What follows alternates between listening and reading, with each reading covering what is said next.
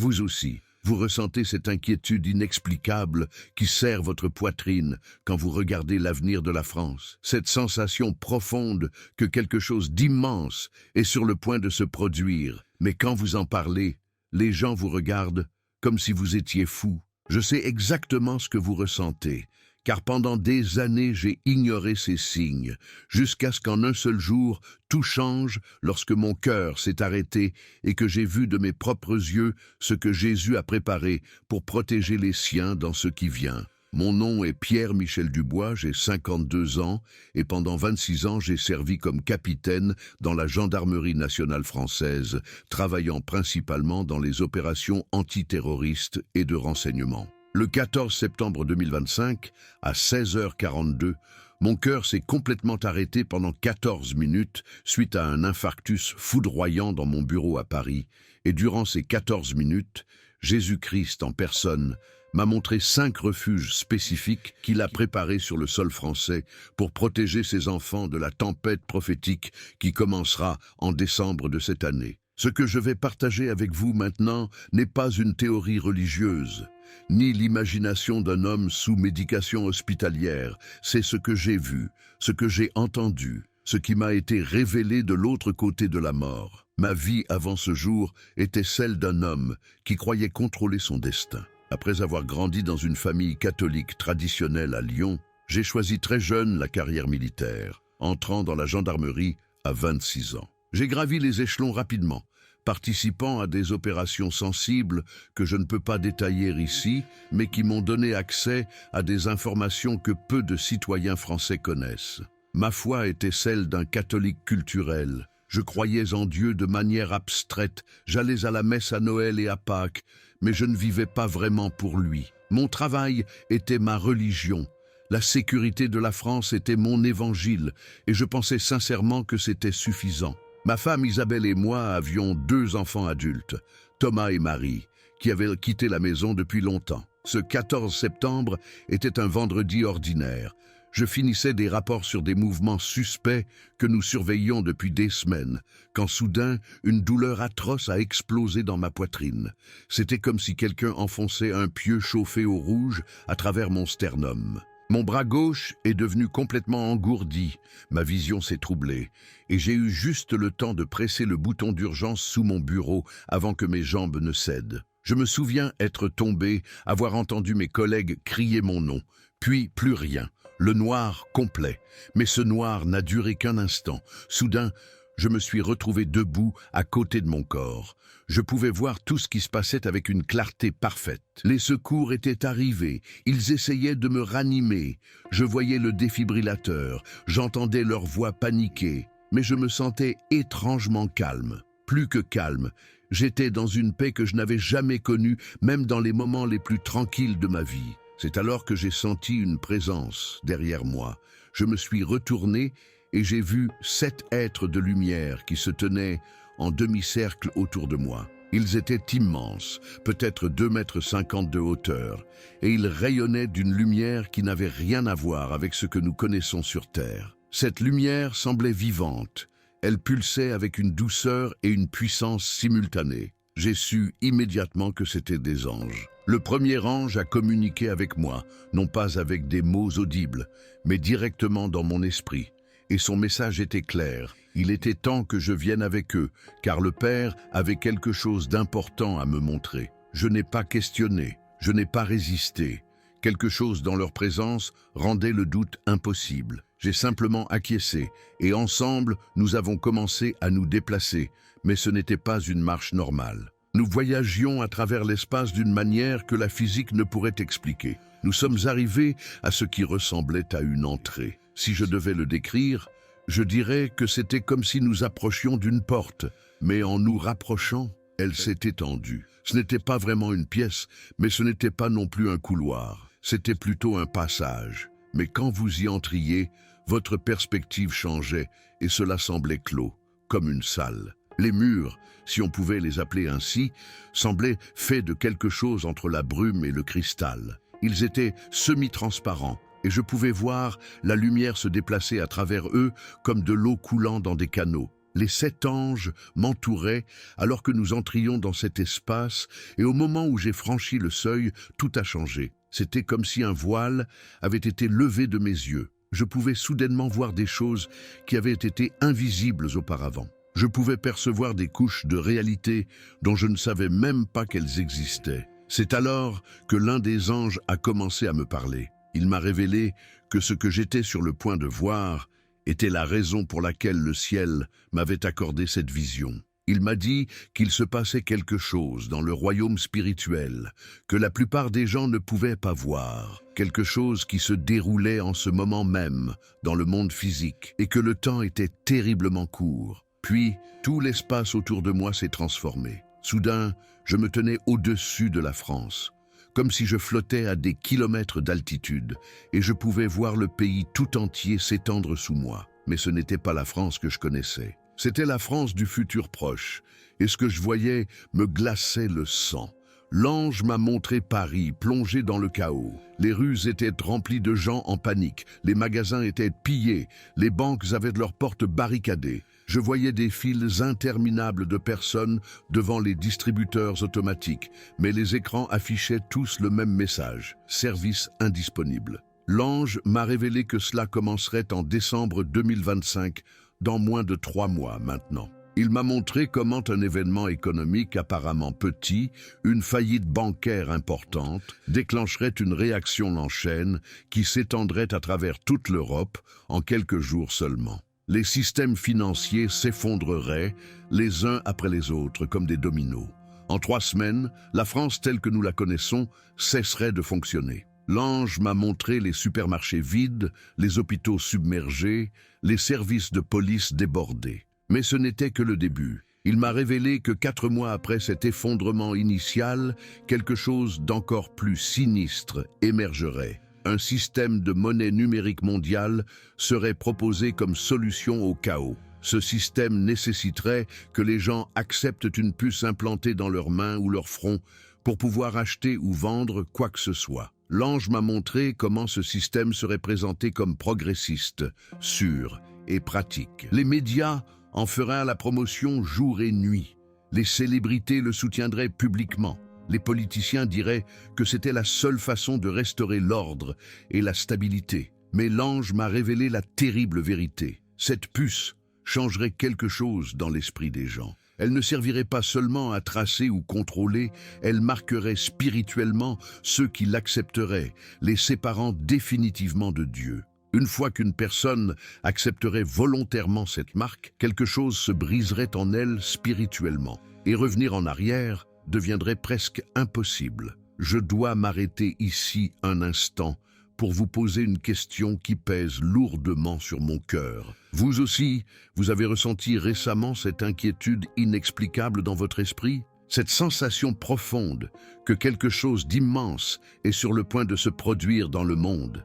Mais quand vous regardez autour de vous, il semble que vous êtes le seul à le percevoir. Je sais que beaucoup d'entre vous regardent en silence, portant des préoccupations et des questions que vous n'avez peut-être jamais partagées avec personne, de peur de paraître fou ou exagéré. Je veux créer ici un espace sûr où vous pouvez exprimer cela sans jugement. Commentez ci-dessous avec la phrase « Je ressens aussi un appel à me préparer spirituellement » ou partagez simplement ce que votre cœur a perçu. Votre commentaire ne m'aide pas seulement à savoir que je ne suis pas seul dans cette mission, mais il aide aussi l'algorithme à trouver d'autres personnes qui, comme vous, cherchent des réponses à cette inquiétude spirituelle. Des personnes qui souffrent peut-être en silence, ne sachant pas vers qui se tourner, et votre simple commentaire peut être l'instrument que Dieu utilise pour les atteindre avec ce message urgent. Maintenant, laissez-moi continuer avec ce que Jésus m'a montré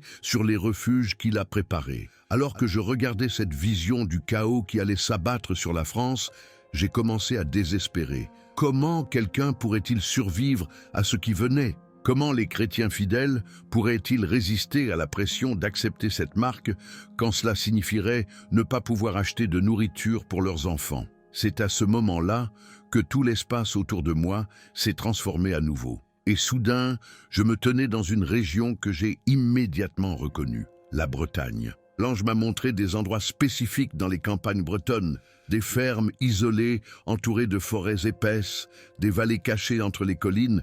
Il m'a révélé que Jésus avait choisi ces lieux comme refuge pour ses enfants. L'ange m'a expliqué pourquoi la Bretagne avait été choisie. Il m'a montré l'histoire spirituelle de cette région, comment depuis des siècles, les Bretons avaient maintenu une foi simple mais profonde, comment leurs ancêtres avaient résisté aux persécutions, comment la terre elle-même avait été consacrée par les prières de générations de croyants. L'ange m'a montré ce qui se passerait dans ces refuges bretons. J'ai vu des familles arriver, fuyant le chaos des villes, cherchant désespérément un endroit sûr. J'ai vu ces refuges les accueillir, et j'ai vu quelque chose d'extraordinaire, une protection surnaturelle. L'ange m'a montré comment les anges de Dieu formeraient un mur invisible autour de ces lieux. Les soldats ou la police qui viendraient chercher les réfugiés seraient soudainement confus, incapables de trouver les chemins pourtant évidents. Leur GPS cesserait de fonctionner.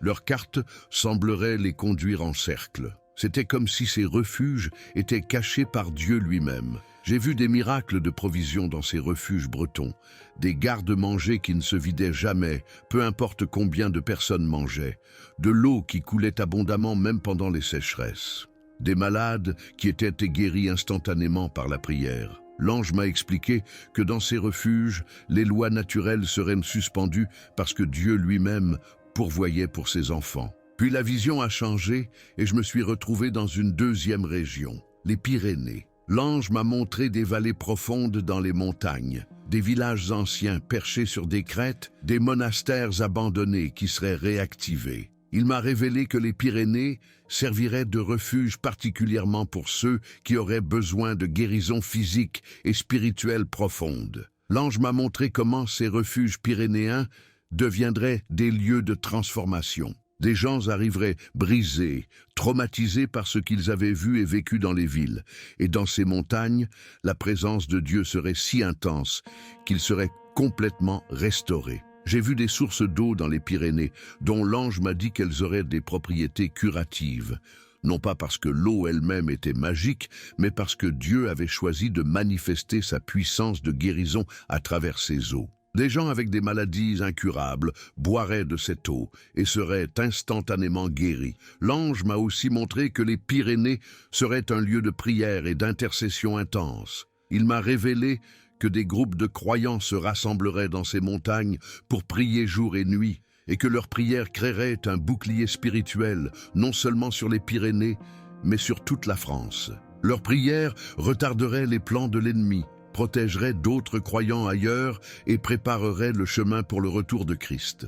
La vision a changé une troisième fois, et je me suis retrouvé dans le Massif central. L'ange m'a montré cette région montagneuse et volcanique au cœur de la France, avec ses plateaux isolés et ses forêts denses. Il m'a révélé que le Massif central servirait de refuge pour ceux qui auraient besoin de formation spirituelle intensive. L'ange m'a expliqué que dans les refuges du Massif central, Dieu équiperait ses enfants pour la bataille spirituelle.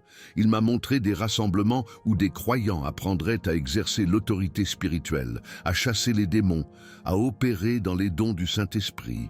Ces refuges deviendraient comme des camps d'entraînement spirituel. J'ai vu quelque chose de remarquable dans le Massif central. Des jeunes gens qui arriveraient confus et faibles spirituellement et qui seraient transformés en guerriers spirituels puissants. L'ange m'a montré comment Dieu utiliserait particulièrement les personnes âgées dans ces refuges pour former la jeune génération. Des grands-parents spirituels enseigneraient à des jeunes qui n'avaient jamais connu de véritable foi comment prier, comment jeûner, comment entendre la voix de Dieu, comment résister au mal. L'ange m'a aussi révélé que depuis le Massif central, des équipes de croyants seraient envoyées en mission dans les villes pour secourir d'autres croyants, pour partager l'Évangile avec ceux qui cherchaient la vérité et pour démontrer la puissance de Dieu à travers des miracles. Ces équipes opéreraient comme des forces spéciales spirituelles, entrant et sortant des zones dangereuses sous la protection surnaturelle de Dieu. Ensuite, la vision m'a transporté dans une quatrième région, la Lorraine.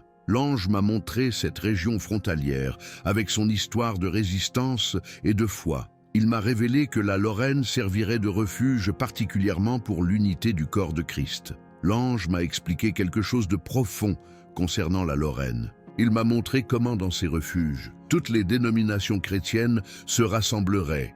Catholiques, protestants, évangéliques, pentecôtistes, tous ensemble. Les différences doctrinales qui les avaient séparés pendant des siècles sembleraient soudainement insignifiantes face à la persécution commune qu'ils affronteraient. L'ange m'a montré des scènes magnifiques d'unité dans les refuges lorrains, des prêtres catholiques priant côte à côte avec des pasteurs protestants, des charismatiques louant Dieu avec des traditionalistes, tous reconnaissant qu'ils servaient le même Seigneur et combattaient le même ennemi. J'ai vu comment cette unité libérerait une puissance spirituelle extraordinaire. L'ange m'a révélé que quand le corps de Christ marcherait dans une véritable unité, les portes de l'enfer ne pourraient pas tenir contre eux. Les miracles qui se produiraient dans ces refuges lorrains seraient si puissants que même les persécuteurs en entendraient parler et certains se convertiraient. L'ange m'a aussi montré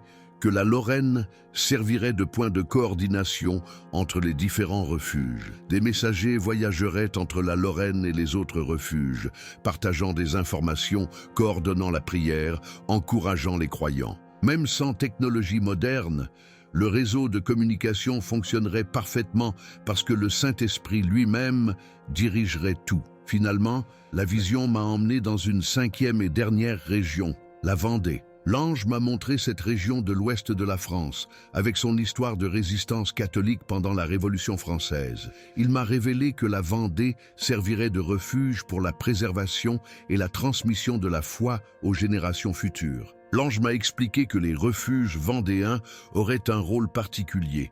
Ils deviendraient des lieux où la vérité serait préservée pour l'avenir. Il m'a montré comment des croyants y établiraient des écoles pour enseigner aux enfants, non pas le mensonge du système mondial, mais la vérité de la parole de Dieu. Ces enfants grandiraient en connaissant leur identité en Christ et leur destinée prophétique. J'ai vu dans la Vendée des familles entières qui vivraient dans ces refuges pendant des mois, peut-être des années. Les enfants joueraient en sécurité pendant que leurs parents travaillaient la terre et priaient. Des bébés naîtraient dans ces refuges, une nouvelle génération qui ne connaîtrait pas la peur du système mondial, mais seulement la confiance en Dieu. L'ange m'a aussi montré que la Vendée serait un lieu de miracles extraordinaires de multiplication. Il m'a révélé comment une petite quantité de nourriture nourrirait des centaines de personnes, comment des semences plantées produiraient des récoltes impossibles, comment des vêtements ne s'useraient jamais. C'était comme si Dieu reproduisait les miracles de l'Exode et du désert pour cette génération. Puis l'ange m'a montré le contraste terrible entre ces refuges et le reste de la France. Pendant que les refuges vivaient dans la paix, la provision et la protection surnaturelle de Dieu, les grandes villes étaient plongées dans les ténèbres. Paris, Lyon, Marseille, Toulouse, toutes les métropoles étaient devenues des lieux de désespoir et de chaos. L'ange m'a montré comment le système de la marque serait imposé de plus en plus strictement. Au début, les gens pourraient encore survivre sans elle, mais progressivement, chaque aspect de la vie nécessiterait la puce. Impossible d'acheter de la nourriture sans elle. Impossible de recevoir des soins médicaux. Impossible de travailler. Impossible même de se déplacer librement. J'ai vu des scènes déchirantes de familles déchirées par ce système. Des maris qui acceptaient la marque pour nourrir leurs enfants, tandis que leurs femmes refusaient et devaient fuir vers les refuges. Des parents âgés qui suppliaient leurs enfants adultes de ne pas accepter la marque. Mais les enfants le faisaient quand même, croyant que leurs parents étaient devenus fous. Des frères et sœurs divisés, certains choisissant la survie immédiate, d'autres choisissant la fidélité à Dieu. L'ange m'a montré les portes des refuges, où ces séparations se produisaient. J'ai vu des femmes qui devaient laisser leur mari derrière elles parce qu'ils refusaient de renoncer à la marque. J'ai vu des parents qui devaient entrer dans les refuges en sachant que leurs enfants adultes restaient à l'extérieur dans le système. Les pleurs et les lamentations étaient déchirants. Mais l'ange m'a aussi montré Jésus présent à ses portes. Il m'a révélé que Jésus lui-même consolait ceux qui devaient faire ces choix impossibles. Il leur promettait d'être leur famille, d'être leur époux, d'être leurs enfants. Il leur assurait que leur sacrifice ne serait pas oublié et qu'il rachèterait même ces situations douloureuses. L'ange m'a ensuite révélé la chronologie spécifique de ces événements avec plus de détails. Il m'a montré que tout commencerait en décembre 2025, dans moins de 3 mois maintenant. Un événement économique apparemment mineur, peut-être la faillite d'une banque européenne majeure, déclencherait une panique bancaire. En quelques jours, cette panique se propagerait à travers toute l'Europe. Les gens se précipiteraient pour retirer leur argent, mais les banques n'auraient pas assez de liquidités. Les gouvernements imposeraient des limites de retrait, ce qui ne ferait qu'intensifier la panique. Dans les 3 premières semaines, le système financier européen s'effondrerait complètement. Les cartes bancaires cesseraient de fonctionner. Les distributeurs seraient vides. Les magasins fermeraient ou seraient pillés. Le chaos régnerait dans les rues. Les gouvernements déclareraient l'état d'urgence, mais ils seraient dépassés par l'ampleur de la crise. L'ange m'a montré que 3 à 4 mois après cet effondrement initial, donc vers mars ou avril 2026, la solution serait proposée. Un système de monnaie numérique mondiale, soutenu par une alliance de gouvernements et de grandes entreprises technologiques, serait présenté comme le seul moyen de restaurer l'ordre. Ce système nécessiterait une puce biométrique implantée pour fonctionner. Au début, on dirait aux gens que c'était optionnel, mais ceux qui l'accepteraient recevraient un accès prioritaire à la nourriture, aux soins de santé, aux emplois. Ceux qui refuseraient pourraient encore survivre, mais avec des difficultés croissantes. Les médias feraient une promotion massive de ce système. Des célébrités montreraient fièrement leurs implants. Des leaders religieux apostates diraient que c'était compatible avec le christianisme. Une énorme pression sociale serait exercée pour que tout le monde se conforme. L'ange m'a montré que 6 à 8 mois après le début de la crise, donc vers juin ou juillet 2026, la persécution ouverte commencerait contre ceux qui refusaient la marque. Les gouvernements, maintenant alliés avec le système mondial, commenceraient à traquer activement les dissidents. Des listes seraient établies en utilisant l'intelligence artificielle pour identifier tous ceux qui n'avaient pas accepté la puce. Des convocations seraient envoyées pour des séances de rééducation obligatoires. Ceux qui ne se présenteraient pas seraient recherchés. Les enfants de familles chrétiennes seraient retirés de leur foyer sous prétexte qu'ils étaient en danger à cause des croyances extrêmes de leurs parents. Ce serait la période la plus sombre où simplement être un chrétien fidèle serait considéré comme un crime contre l'État. Mais l'ange m'a aussi montré que durant cette même période, les miracles les plus extraordinaires se produiraient. Des croyants échapperaient miraculeusement aux arrestations. Des anges apparaîtraient visiblement pour protéger les serviteurs de Dieu. Des persécuteurs eux-mêmes seraient convertis après avoir vu des démonstrations indéniables de la puissance de Dieu. Les refuges que j'avais vus deviendraient des phares de lumière dans les ténèbres. Puis l'ange m'a révélé quelque chose qui a changé toute ma compréhension de pourquoi j'avais reçu cette vision. Il m'a montré que Jésus allait utiliser particulièrement les personnes âgées durant ces temps. Il m'a expliqué que les jeunes générations étaient tellement distraites par les technologies, les réseaux sociaux, les carrières, les divertissements, qu'elles n'arrivaient pas à entendre l'appel de Dieu à la prière et à l'intercession. Mais les personnes âgées, celles qui avaient déjà vécu leur vie, élevé leur famille, terminé leur carrière, elles étaient disponibles. L'ange m'a montré que Jésus visiterait personnellement des milliers de croyants âgés à travers la France dans les semaines précédant décembre 2025. Il apparaîtrait dans leurs chambres, dans les maisons de retraite, dans les hôpitaux où ils étaient malades. Il les guérirait miraculeusement de leur maladie. Il leur donnerait des dons spirituels qu'ils n'avaient jamais eus auparavant. Il leur confierait des missions spécifiques. L'ange m'a révélé que ces personnes âgées activées deviendraient une armée spirituelle puissante.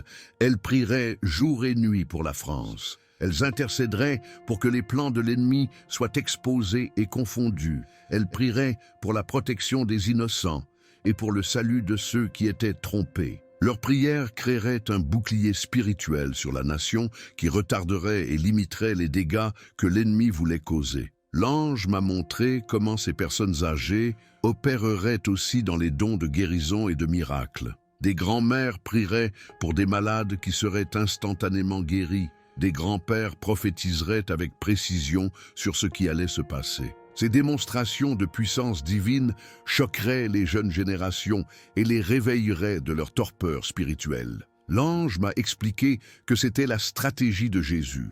Utiliser les personnes âgées, fidèles, pour gagner du temps et créer de l'espace spirituel pour que les jeunes générations se réveillent. Pendant que les aînés se tenaient dans la brèche et repoussaient les ténèbres par leurs prières, les jeunes auraient une chance de réaliser ce qui se passait vraiment et de choisir leur camp. Puis, alors que la vision commençait à s'estomper, l'ange m'a révélé quelque chose qui a fait battre mon cœur plus fort. Il m'a dit que tout ce qu'il m'avait montré, tous ces événements, toutes ces tribulations, tous ces refuges, tout cela faisait partie d'un plan plus vaste. Il m'a révélé que Jésus revenait bientôt, très bientôt, et qu'il revenait pour une église pure, puissante et prête. L'ange m'a expliqué que ces temps difficiles n'étaient pas une punition, mais une purification. Dieu allait séparer le vrai du faux, les brebis des boucs, ceux qui l'aimaient vraiment de ceux qui jouaient simplement à être religieux. Ceux qui traverseraient ces épreuves en restant fidèles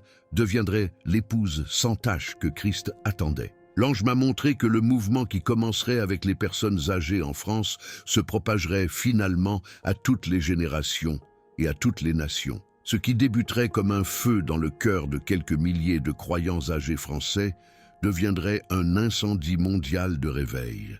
Mais cela devait commencer quelque part, et Jésus avait choisi de commencer avec les fidèles qui avaient enduré jusqu'à la fin. Alors que les 7 anges commençaient à se déplacer pour me ramener, l'ange principal m'a dit une dernière chose. Il m'a révélé que j'avais été montré tout cela pour une raison précise. J'avais été choisi pour avertir les gens, pour les préparer, pour leur donner le temps de se tenir prêts pour ce qui venait. Il m'a montré que ceux qui recevraient ce message et agiraient en conséquence seraient bénis. Ceux qui le rejetteraient manqueraient le plus grand mouvement de Dieu dans l'histoire humaine.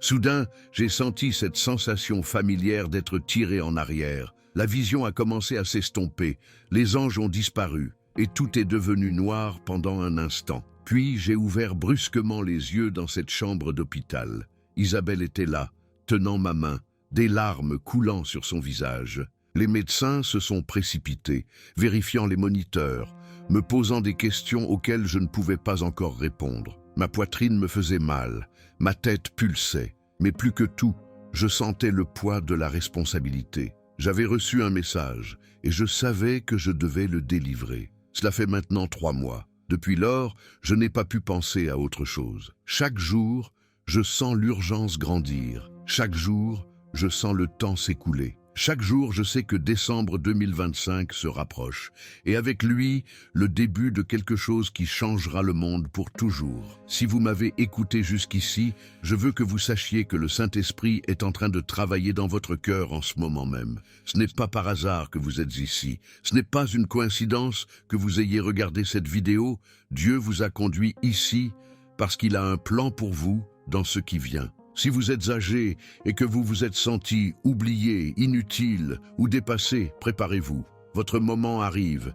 Jésus est sur le point de vous visiter personnellement, de vous guérir, de vous équiper et de vous donner votre mission finale et la plus grande. Si vous êtes jeune et que vous avez été distrait, pris dans les soucis de ce monde, réveillez-vous. Le temps presse. L'ennemi a des plans pour votre vie dont vous n'avez même pas connaissance. Mais Dieu a de meilleurs plans. Posez les distractions, éteignez le bruit, mettez-vous à genoux et commencez à prier. Si vous ne connaissez pas Dieu, si vous avez vécu votre vie sans aucune pensée pour l'éternité, ceci est votre avertissement. Des choses sont sur le point de se produire qui vous forceront à faire un choix. Vous verrez des preuves indéniables du surnaturel. Vous devrez décider si vous allez suivre Dieu ou suivre le système de l'ennemi. Choisissez sagement, car votre éternité est en jeu. Je veux que vous fassiez quelque chose pour moi. Dans les commentaires ci-dessous, écrivez de quelle région de France vous regardez. Cela peut sembler simple, mais je veux prier spécifiquement pour votre région. Je veux savoir où se trouvent les veilleurs, où se trouvent les intercesseurs, où se trouvent ceux qui sont prêts à répondre à l'appel de Dieu. Si vous êtes en Bretagne, écrivez Bretagne. Si vous êtes dans les Pyrénées, écrivez Pyrénées. Si vous êtes à Paris ou Lyon ou Marseille, faites-le moi savoir. Et si vous sentez que Dieu vous appelle à faire partie de ceux qui prieront et intercéderont dans les jours à venir, écrivez simplement « Je suis prête à répondre à l'appel ». Abonnez-vous à cette chaîne parce que je vais continuer à partager ce que Dieu me révèle. Nous sommes une communauté de veilleurs, de croyants, qui refusent de dormir pendant que le monde s'effondre autour de nous. Nous sommes ceux qui voient les signes,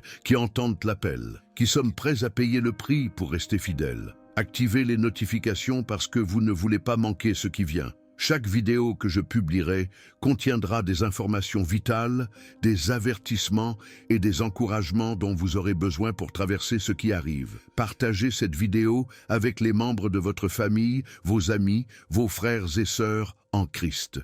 Il y a des gens dans votre vie qui ont besoin d'entendre ce message.